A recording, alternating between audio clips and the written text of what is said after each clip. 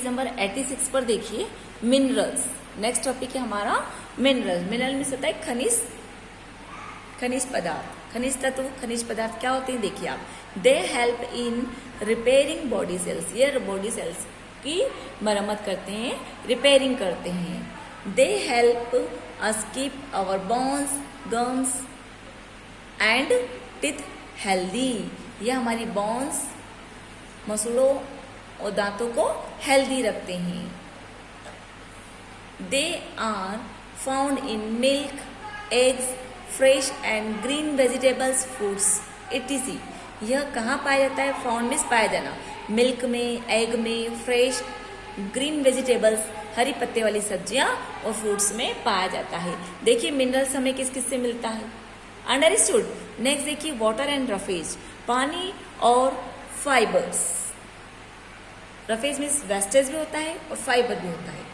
In addition to the above 5 nutrients, water and roughage also play an important role in our body. 5 nutrients के साथ हमने water और roughage को भी जोड़ा है, जो हमारी बॉडी में मुख्य रोल प्ले करते हैं, मुख्य रोल निभाते हैं। Let us study about them, हम इनके बारे में पढ़ेंगे। वाटर क्या होता है देखिए आप। Water is an important part of our diet, हमारी डाइट का, हमारे भोजन का, जो हम खाना खाते हैं उसका इम्पोर्टेंट पार्ट एक पानी भी है। We must drink lots of water, हमें बहुत सारा पानी पीना चाहिए।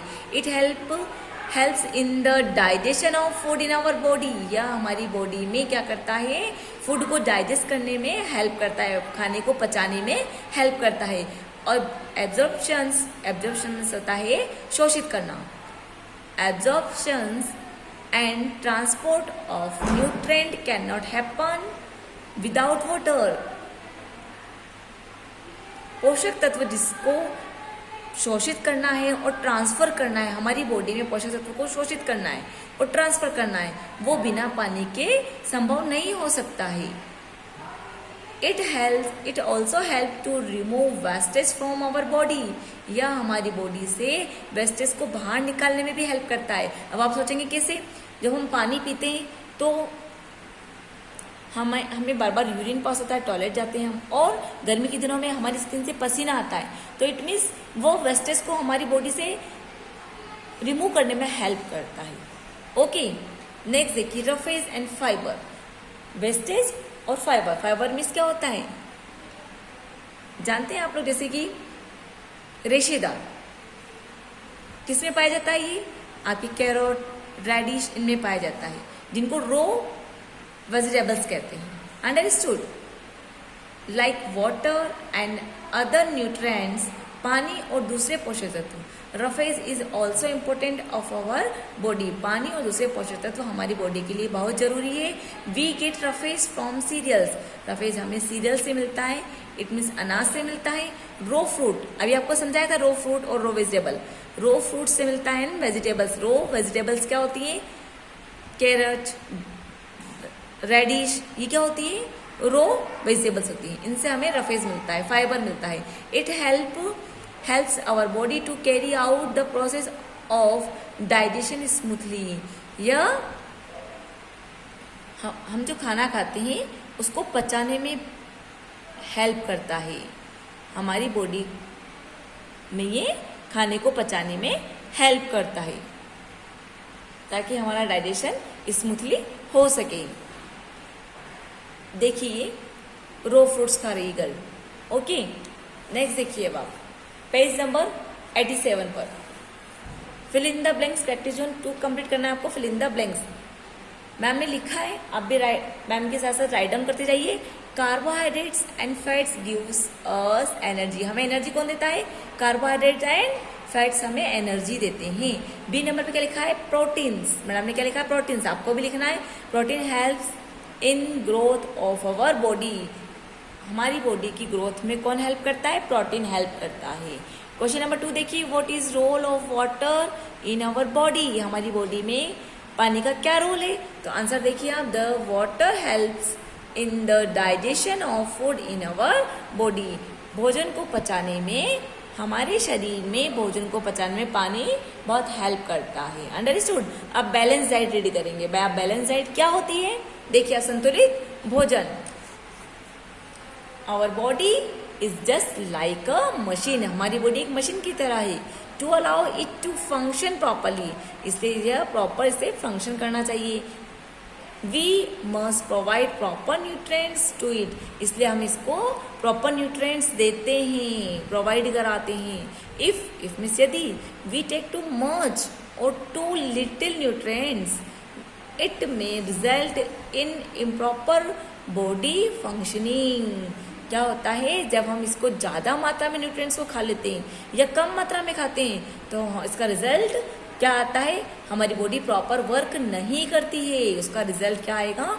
हमारी बॉडी प्रॉपर वर्क नहीं करेगी। This in turn will affect to growth and development of our body, making us lazy और सिक। इसका इफेक्ट क्या होता है? देखिए, इसका इफेक्ट हमारे ग्रोथ मतलब बढ़ने में और विकास में हमारी बॉडी में इसका इफेक्ट होता है। हम लेजी हो जाएंगे और या बीमार हो जाएंगे हम। हैंस के अकॉर्डिंग, या ज़्यादा खाएंगे तो हम लेजी हो जाएंगे, कम खाएंगे तो हम बीमार हो जाएंगे। तो our diet should contain all the nutrients in a proper amount, इसलिए हमारी बॉडी में क्या होना चाहिए? एक प्रॉपर मात्रा में सभी न्यूट्रिएंट्स का होना जरूरी है। हैंस के अकॉर्डिंग हमारी डाइट में, हमारे भोजन में प्रॉपर अमाउंट होना चाहिए सभी न्यूट्रिएंट्स का, फैट्स का, कार्बोहाइड्रेट का, प्रोटीन का, विटामिन का, मिनरल्स का, सभी का एक प्रॉपर अमाउंट होना चाहिए। Such diet is called a balance diet. वो डाइट एक बैलेंस डाइट कहलाता है। Practice to prevent loss of nutrients. पोषक तत्व को खोने से कैसे बचाया जा सकता है? देखिए अब आप, do not over cook food as nutrient may get lost on heating. हमें खाना बनाते समय ज़्यादा देर तक उसे नहीं पकाना चाहिए। ओवर कुक, ज़्यादा कुक नहीं करना चाहिए उसको, नहीं तो उसके जो न्यूट्रिएंट्स होते हैं वो खत्म हो जाते हैं, हीट होने पर लॉस्ट हो जाते हैं, खत्म हो जाते हैं। डू नॉट मिस, नहीं करना चाहिए, ज़्यादा नहीं पकाना चाहिए। वॉश वेजिटेबल्स, वेजिटेबल को वॉश करो। नेक्स्ट देखिए, wash vegetables, fruits, cereals and pulses before use. हमें वेजिटेबल, फ्रूट, अनाज, दालें सबको यूज करने से पहले वॉश करना चाहिए, धोना चाहिए अच्छे से। However do not soak them in a water for a long time. इन्हें ज़्यादा देर तक पानी में नहीं रखना चाहिए। डू नॉट वॉश वेजिटेबल्स और fruits after cutting and peeling as it washes away the vitamin and minerals. Fruits और वेजिटेबल को क्या है कि कटिंग से बाद और छिलने के बाद नहीं धोना चाहिए। डू नॉट मतलब नहीं, वॉश मतलब धोना। किसी भी फ्रूट्स और वेजिटेबल को कटिंग के बाद या छीलने के बाद, उसकी स्किन हटाने के बाद, जैसे हम कई चीज़ों को छीलकर फिर धोते हैं ना, वेजिटेबल्स में और फ्रूट्स में भी, तो उसको छीलने और कटने के बाद नहीं धोना चाहिए, क्योंकि उससे उसके विटामिन और मिनरल्स वॉश हो जाते हैं, धुलकर दूर चले जाते हैं। इसलिए पहले धो और बाद में काटना चाहिए। अंडरस्टूड। नेक्स्ट देखिए पेज नंबर 88 पर, do not leave cut vegetables and fruits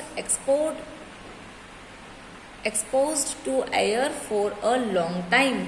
हमें वेजिटेबल और फ्रूट्स जो हम काटते हैं उन्हें खुला नहीं छोड़ना चाहिए। काटने के बाद एयर में खुला लंबे समय तक नहीं छोड़ना चाहिए।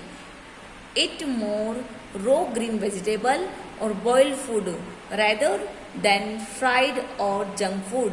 हमें तले हुए और जंक फूड के अलावा हमें ज़्यादा से ज़्यादा ग्रीन वेजिटेबल और बॉइल्ड फूड खाना चाहिए। कवर फूड प्रॉपरली, खाने को ढककर रखना चाहिए। Keep food it in air tight container, और खाने को एयर टाइट कंटेनर में, एयर टाइट बर्तन में रखना चाहिए जिसमें एयर पास नहीं हो सके, नहीं तो जर्म्स भी उसके अंदर चले जाएंगे एटसेट्रा में। देखिए अब आप, a huge amount of food is wasted during the function and feast means होता है दावत। हम किसी फंक्शन में आते हैं, किसी दावत में जाते हैं तो हमें बहुत ज़्यादा मात्रा में खाना नहीं लेना चाहिए, क्योंकि वो वेस्ट चला जाता है, हमसे खाया नहीं जाता है और हम उसको वेस्ट कर देते हैं। We should avoid such wastage of food and take only the amount of food that we can eat. हमें क्या करना चाहिए, हमें जितना खाना खाना होता है उतना ही अपनी प्लेट में लेना चाहिए, नहीं तो वो खाना वेस्ट हो जाता है। हमें क्या करना चाहिए, हमें जितनी मात्रा में खाना खाना है उतना ही हमारी प्लेट में लेना चाहिए और हमें उसको वेस्ट नहीं करना चाहिए। प्रैक्टिस ऑन 3 देखिए अब आप। Suggest a way to prevent the loss of nutrients from the food item. हमें सजेस्ट करना है कि न्यूट्रिएंट्स को, हमारे फूड आइटम में जो न्यूट्रिएंट्स होते हैं उनको कैसे लॉस होने से बचाया जा सकता है। तो wash vegetable and fruits pulses before use करने से पहले हमें सभी वेजिटेबल और फ्रूट्स को और पल्सेस को धोना चाहिए। Understood. Different kind of food, अलग अलग तरह के food. Human being have learn to eat a variety of food.